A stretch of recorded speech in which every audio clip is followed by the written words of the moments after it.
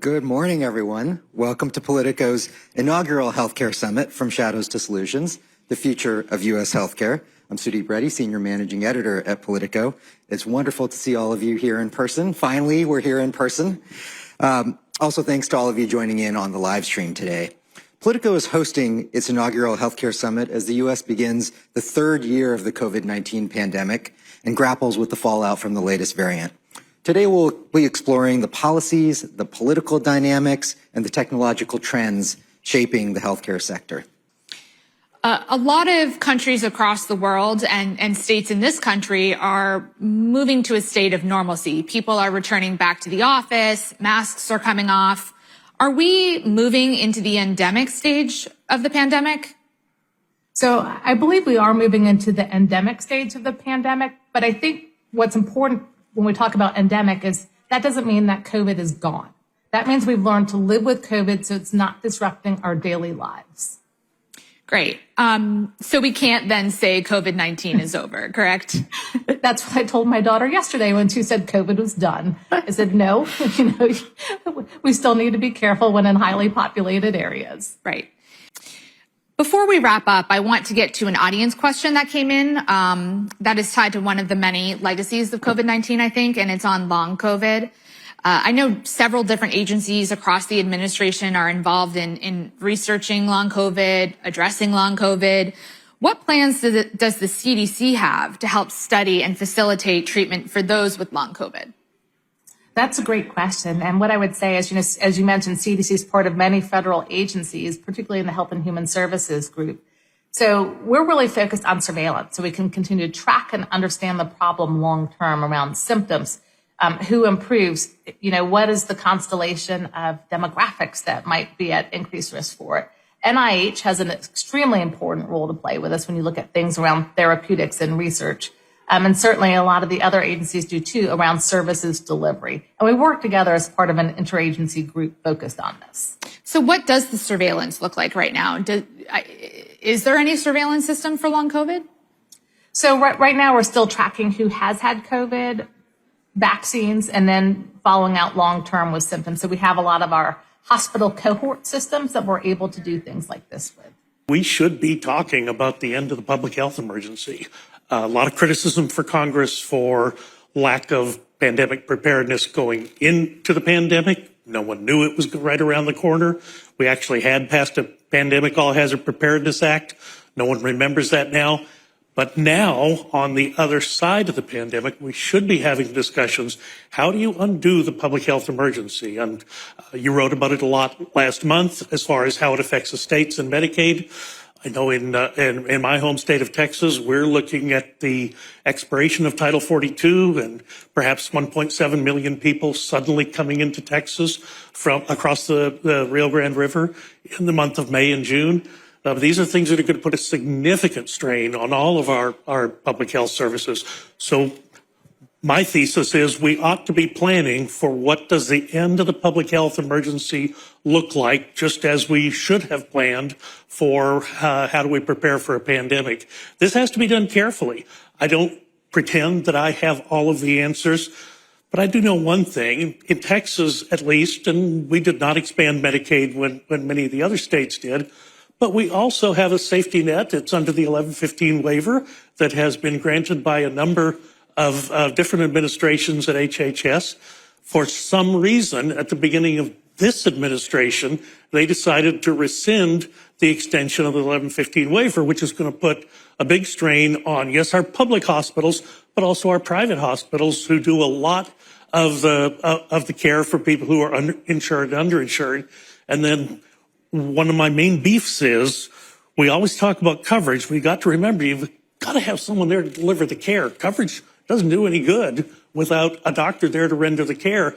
And just as I heard in your previous panel, you're going to have to pay providers at a reasonable rate. And if we can't bridge that gap, we're going to be in a bigger world of hurt. There is, I think, significant agreement about the gaming of the patent system and the abuse of the patent system with Republicans and Democrats. I'd like to pass it because it would be good, but in my view, way short of what we need. But I agree with Buddy on that. There is the question about the cost of drugs and whether you focus on the out-of-pocket expense to the individual or the overall cost. And a lot of the advocacy by the pharma companies is to focus our attention on the out-of-pocket. But here's the problem with that. The payers are not just the consumers. The payers are the employers. The payers are the taxpayers. And the payers are the consumers with their premiums. So if what we do is lower the cost to the out-of-pocket cost without addressing the escalating price of the product itself, it means that the total cost shifts a little bit away from the consumer, and that's good because they've got the least capacity, but it gets shifted more to the employer. It gets shifted more to the taxpayer. And that's just not sustainable. So that's where the need for negotiation comes in. And it's why folks like then President Trump were in favor of it, but was unable to get it through the Congress at that point.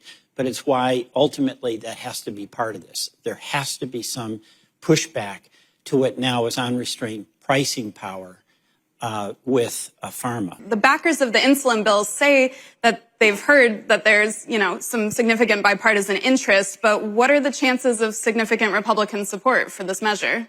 Well, excuse me. First of all, let me thank you for having me here, and thank you for having Peter here as well. Peter and I serve as co-chairs of the Community Pharmacists Caucus and have worked closely together on the Energy and Commerce Committee. This is an extremely important subject. Folks, I practiced pharmacy for over 30 years, started when I was 10. But anyway, I practiced pharmacy for many years. I have been behind the counter when I've had patients who have tried to make a decision between whether they're going to pay for their medicine or buy groceries. I've been across the counter when the mother is in tears because she can't afford the prescription that her child needs. This is a real life problem that we have here. Unfortunately, be careful what you ask for, because while this is a solution, it's not the right solution. Yes, we need to decrease out-of-pocket expenses for medications, the out-of-pocket costs. But the way that you do it is not by price fixing, and this is nothing more than price fixing, government price fixing, when you say that you can only charge a copay of $35. Now, understand, we've both got the same goal here. The ultimate goal is to bring down prescription drug prices. But the way that you do that is extremely important. You have to be careful that you don't discourage and eliminate research and development on the part of the pharmaceutical manufacturers. And that's a danger here. Right now, 90% of the insulin market is covered by just 3 manufacturers: Eli Lilly, Sanofi, and Nordic. Those are the only 3 that make 90% of the insulins in the country right now. We need more competition. We need to encourage that and find a way to incentivize that. The biggest problem that we have with drug costs right now, and if you don't understand what a PBM is, a pharmacy benefit manager, when I got to Congress 7 years ago, my goal was to educate my colleagues about what PBMs are. They are the middleman. They are the ones that negotiate contracts on behalf of companies. They go to a pharmaceutical manufacturer and they say, hey, if you'll put our product on, if we can put your product on our list of covered medications for this group of covered insurance people or covered insurance entities, then we want a rebate. And that's where the problem is. There was a study done that came out just last week with the Berkeley group, the Berkeley Institute. It came out and it said 37%. Remember this number now, 37%. Only 37% of the cost of a prescription goes to the pharmaceutical manufacturer. The rest of it goes to the middleman. The rest of it goes to the PBM. That's where the problem is. That's why we're having increases in drug cost. Now, look, I'm a capitalist, and I'm not opposed to anybody making money, but show me the value that these PBMs are bringing to the healthcare system. They're not. You've told Congress that you are going to put the Advanced Research Projects Agency for Health ARPA-H, one of Biden's big priorities, in the National Institutes of Health, but the director will answer to you, the HHS secretary. What was the reasoning behind doing it that way? So everyone looks at ARPA-H the way we look at DARPA. And if what everyone knows about DARPA is DARPA helped invent the internet. DARPA was meant to give the Department of Defense this rapid capacity to deploy innovation rather than just research it. And it's had several successes. And most people attribute that success to its autonomy from the old way of doing things. It's detached from the usual bureaucratic means that you have to go through to get things done. The same thinking applies to ARPA-H. Untether it from the things that make basic research take so long. But you can only do that just so much of a degree. And what I tried to do was accommodate what most people have in mind when they think ARPA-H, which is let it fly. And so it will be far more nimble. It'll be much smaller than any institute at NIH. And what'll probably drive it are the principles of independence, rapid response, and major harnessing of innovative technologies even before it's all been proven out, because what you want to do is get out there and test things. In the 80s, nobody knew what would come of the internet because it wasn't even known to be the internet. And so that's what we're hoping to do with ARPA-H. So rather than have the director report to any particular sub-agency of HHS, NIH, ASPR, the Administration for Preparedness and Response, he or she will report directly to me, but so that they don't have to go out there and worry about their first several months of who they're going to hire to do their human relations, their payroll, their accounting, and all the rest. They will get that done through NIH. So I want to shift to another program that's seen a lot of expansion, Medicaid. Of course, as they discussed in the last panel, people cannot be kicked off that during the public health emergency. Yeah. But there's already discussion of when this emergency ends, maybe even as soon as this summer. So how are you planning for the potential coverage crisis that could come with maybe thousands of people in different states getting kicked off of Medicaid? We've been reaching out to states and governors, principally the Centers for Medicare and Medicaid Services have been reaching out to governors, informing them everything we're doing. We have, of course, said to them there are a whole bunch of folks who are going to lose Medicaid because just of the bureaucracy, that we haven't updated their status so they could still qualify for Medicaid. And we want states to know what they can do to make sure that someone can still qualify even after a year of being on or 2 years being on without having to worry about the enrollment. We've also tried to explain that the Affordable Care Act is now a great alternative for those who don't quite qualify for Medicaid. And so we're hoping we can transition smoothly, seamlessly, a number of ththose Americans, because there are some projections that up to 12, 14 million Americans could lose their coverage once the public health emergency expires. So as promised, I'm going to talk about your congressional experience. You're there for 20 years, more than, right? 24. And led Ways and Means.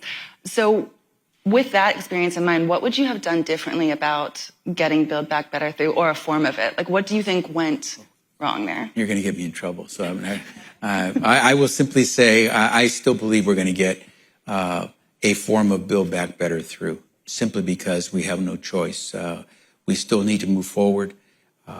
Anyone here who has kids, anyone here who has used a talented caregiver knows what they experience. We need to support those caregivers. We need to make sure that we're not dropping the ball on COVID. The numbers that we're seeing today on COVID, whether it's cases, hospitalization, or death, are some of the lowest we've seen in almost a year. It's not a time to back out of this. And so Congress is going to have to step up, and they will. And, we can play the game of numbers and debate how much, where. I don't have the luxury to debate. All I know is that I'm closing down the private provider relief fund because I no longer have dollars that I can tell you that if you apply to get reimbursement for that testing or treatment or vaccination for the uninsured American who got it, I no longer have money for it. So it's real. This is not the time to decide to skip out of town. And so I think Congress will get it done.